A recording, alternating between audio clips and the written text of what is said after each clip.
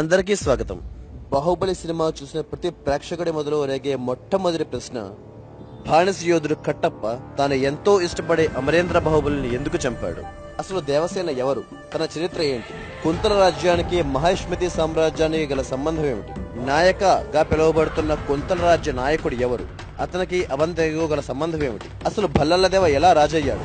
ఇంత జరుగుతుంటే మహారాణి శివగామీదేవి ఏమైంది? ఇలాంటి ఎన్నో ప్రశ్నలు రేకెత్తించేలా ఉంది బాహుబలి ద బిగినింగ్ కథనం.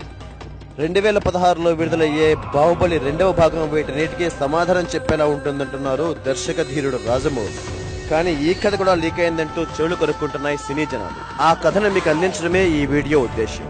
శుభముహూర్తాన మహిష్మతి సామ్రాజ్యానికి పట్టాభిషేకుడైన అమరేంద్ర బాహుబలి ఎంతో దక్షతతో పరిపాలన సాగిస్తుంటాడు. ఈలోగా కుంతల రాజ్య యువరాణి అయిన దేవసేన యుక్త వయసుకు చేరి అపురూప సౌందర్యవతిగా ఎదగసాగింది.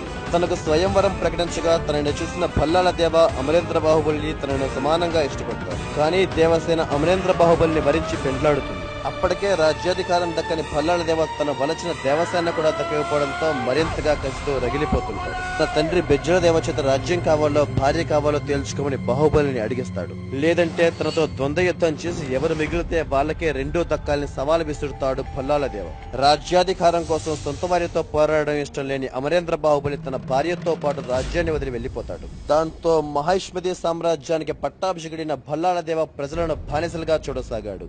రాజ్యాధికారం తలకెక్కిన భల్లాల దేవ పాలనతో విసిగిపోయిన ప్రజలు మెల్లిగా తిరగబడుతుంటారు. ఇదే సమయంలో తన అన్న మరణానికి ప్రతీకారంగా మహిష్మతి సామ్రాజ్యాన్ని సర్వనాశనం చేయాలని పగతో రగిలిపోతుంటాడు కాలకేయుడి తమ్ముడు. ఇదే సరైన సమయంగా భావించి 200,000 అఖండ సైన్యంతో మహిష్మతి మీద దండెత్తుతాడు. భల్లాల దేవ దుష్ట పరిపాలనతో రాజు మీద గౌరవాన్ని, మాతృభూమి మీద ప్రేమని కోల్పోతారు మహిష్మతి సైనికులు. దీంతో ఓటమికి చేరువవుతుంది మహిష్మతి.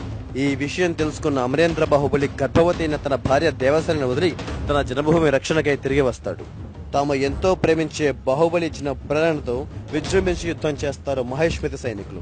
మహిష్మతి విజయానికి చేరువవుతున్న సమయంలో అమరేంద్ర బాహుబలిని చంపవలసిందిగా బానిస యోధుడు కట్టప్పను ఆదేశిస్తాడు మహారాజు భల్లాల దేవ. మహిష్మతి సింహాసనానికి కట్టు బానిసైన కట్టప్ప తనకు ఇష్టం లేకపోయినా మనసు చంపుకునే యుద్ధంలో అమరేంద్ర బాహుబలిని వెన్నుపోటు పొడుస్తాడు.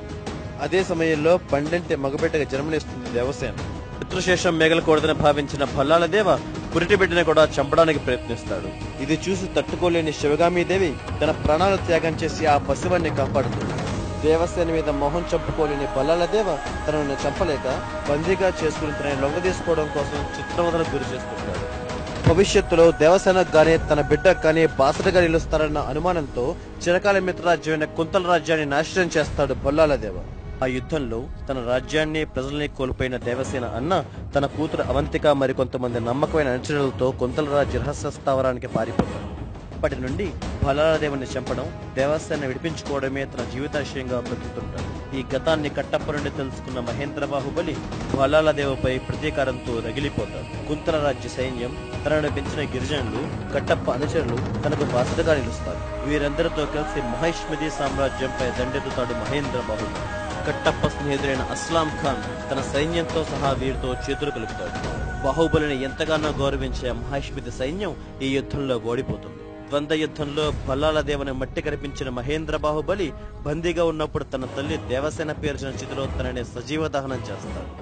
ఒక శుభముహూర్తాన్ని మహిష్మతి సామ్రాజ్యానికి పట్టాభిషేకుడైన మహేంద్ర బాహుబలి తన ప్రేయసి అవంతికను పెండ్లాడి దక్షతతో పరిపాలన సాగిస్తూ సుఖ సంతోషాలతో జీవించసాగాడు.